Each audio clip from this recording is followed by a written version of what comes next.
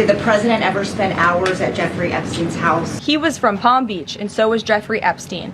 Jeffrey Epstein was a member at Mar-a-Lago. So the Epstein Files are going to come out. At least that's what all the news is right now. But is that really what's going to happen? Let me get you up to speed here. So what we know so far is Adelaida Grijalva is a U.S. representative who was just elected. She just took over her father's seat. And she was elected in a special election after he passed away. She vowed to put her name on the discharge petition, which would then force the House to have a floor vote. This means everybody's got to come on record whether or not they vote for releasing the Epstein Files or not, including all of the Republicans that Mike Johnson does not want to vote on this. But how did we get here? Because as of this morning, before her swearing in by Mike Johnson, who has put it off for over 7 weeks, Donald Trump freaked out and had an emergency session at the White House, calling in Pam Bondi, Tom Blanche, Kash Patel, Representative Lauren Boebert of Colorado, and Nancy Mace, 2 Republican women who put their name on the petition to have it released. Now, Donald Trump called them there because he felt like they were the best chance to intimidate and bribe or whatever it is he needed to do to get them to remove their name off the petition, because they only needed 218. And once Grijalva was sworn in, she already said that she would be the 218th person. So if either one of these Republican women would have flipped, there wouldn't be enough and we wouldn't have a House floor vote. But they didn't. They stood their ground. They said, no, sir, thank you so much. We are the Congress. We don't answer to you, Mr. President. We are co-equal branches of government. Remember that? And we want to get to the bottom of this. We want to know who the sickos are who were going to that island. And even if that means you're on the list. This all comes about as more emails were just released by a committee from Congress. The Democrats took this information of emails being held by Mike Johnson, and they released it to the public. And these emails are between Epstein and Ghislaine Maxwell, as well as some other co-conspirators. And he is basically bragging that Donald Trump was alone with victims of Epstein, that he had been at the island, which Donald Trump denies, on his airplane, all kinds of stuff. Even in one email, he even says that Donald Trump is basically so clumsy when he's looking at women that he walked into a glass door because he was so busy looking at the underage girls in the swimming pool with no clothes on. So what does all this mean? Is Donald Trump going to be indicted for Epstein's crimes, being a co-conspirator?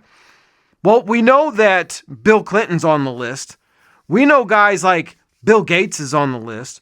We even hear rumblings that Elon Musk had some type of connections with this guy. And Donald Trump is on the list. And that is why they are trying to stop this. Remember, it wasn't too long ago that Pam Bondi, when she came into office, did an interview and she said, yes, there are thousands and thousands of pages of files, photos, and thousands of videos that they seized from his island and other estates of people doing things with these victims. High profile people. They were on her desk. Now she's saying that they never existed.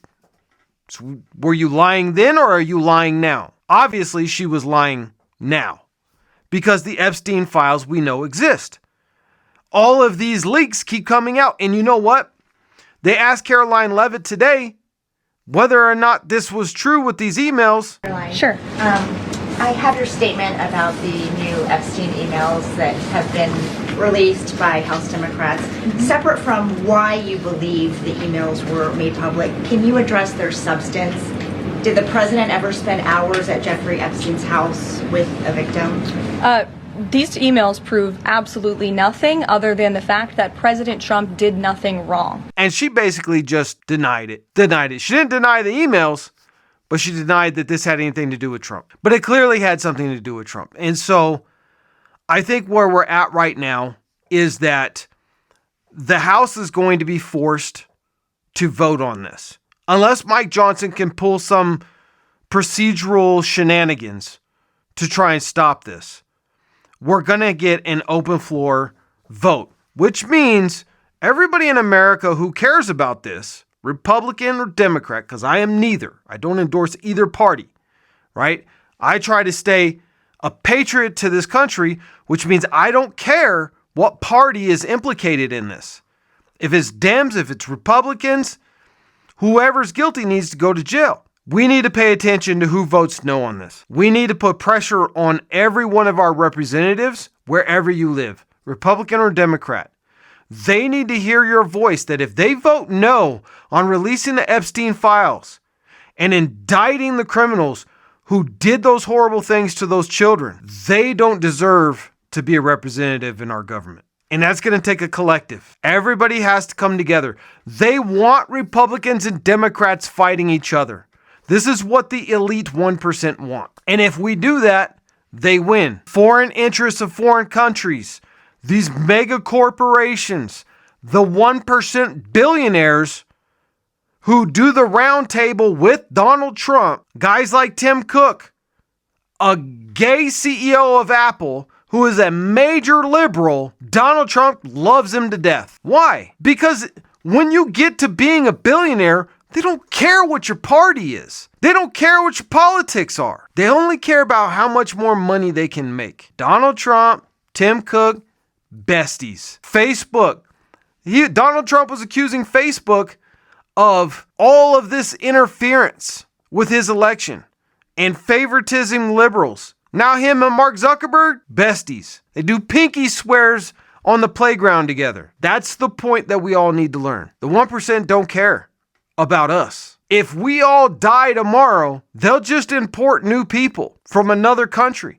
Donald Trump's trying to reopen up immigration. For American workers, you can't flood the country with tens of thousands or hundreds of thousands of foreign workers. You also do have to bring in talent. When we have plenty of talented people here. No, you don't. This is directly to steal high-paying American jobs. And then he literally said on Fox News that Americans are too stupid and we don't have any smart people who can fill these roles, so they have to import them. This is the point, guys, that we all need to pay very close attention to. If Donald Trump's on there, stop acting like he is God. Stop acting like he is your prophet. Stop acting like he is your king. I mean, my goodness, it seems like people on the right and the left do this. And this is why I refuse to be on either side. Because you both are doing this. And you're only going to hurt each other and the rest of America. You treat politics like it's a football game. Republicans treat their congressmen, their governors, their president like these dudes are your football team. They can't, no matter what, somebody insults them, you get mad.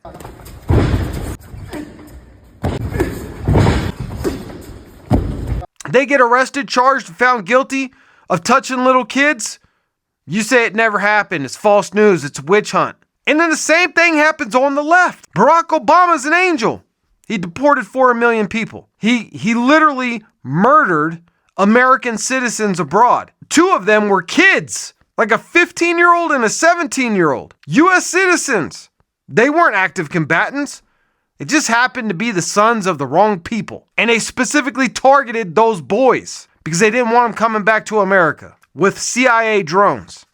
Go look it up. Barack Obama was no angel. Neither is Bush, Biden, or Trump. And that's what it means to be a patriot, guys. Patriot doesn't mean that you take these politicians who couldn't give 2 tissues of toilet paper about you, and you take them like they're your savior. You forget they work for us.